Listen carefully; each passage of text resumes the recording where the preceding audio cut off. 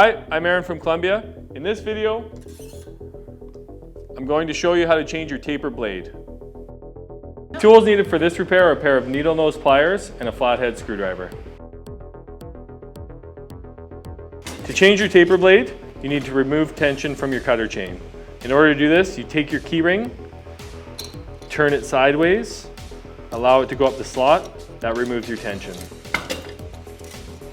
Flip it over, pull down on your cutter. You'll see the flathead screw which is holding your blade inside. Take your flathead screwdriver, reverse the screw, push down.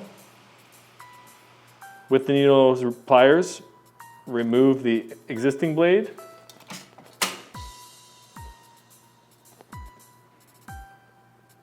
And install the new one.